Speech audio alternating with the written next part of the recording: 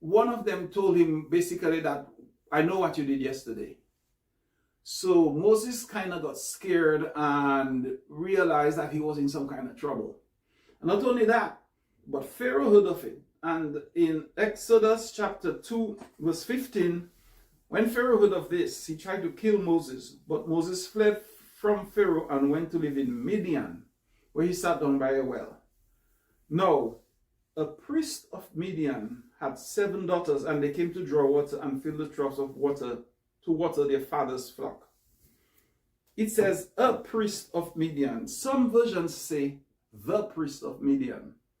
Now, who were the Midianites? They were not an Israelite nation. They were basically a Gentile nation. But it says there was the priest of Midian. Jethro was the priest of Midian. Now, here's the thing. What is the function of a priest? A priest comes between God and the people. He functions as the one who performs the ceremonies. In those days, it would include like animal sacrifices, that kind of stuff. He leads the worship. That's what a priest does. Now, the Bible says he was a priest of Midian, or the priest of Midian. And I suggest to you that Jethro was a priest of the Most High God. He was a priest of Yahweh in Midian. How do we know that? If we look at Exodus chapter 18, verse 8 to 12, that's kind of late. That's later on, maybe a few years later, after Moses had been leading the people out of Egypt in the wilderness. Now, the context is that Moses' father-in-law came to visit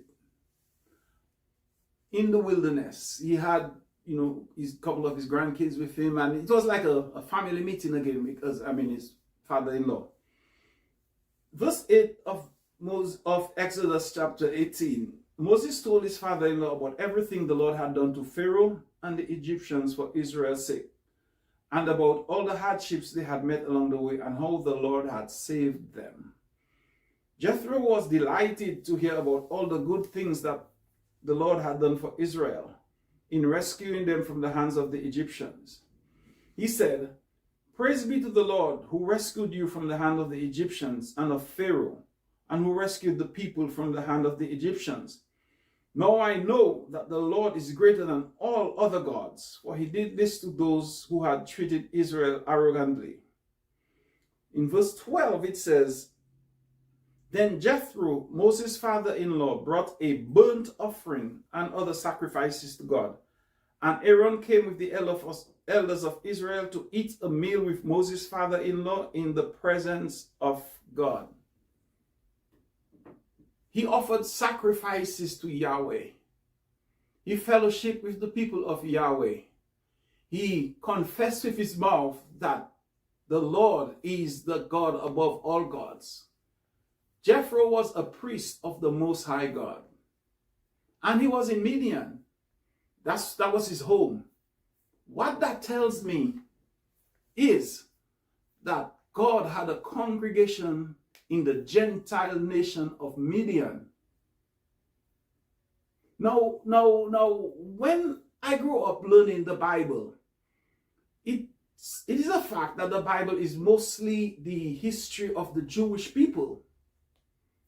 But besides that, I'm discovering, and it is true, if we read the Bible with an open mind, we understand, like in this case, that God had a congregation of people in the nation of Midian. Now, Midian was eventually became a pagan nation, and eventually they had war with Israel, and Israel had to destroy them.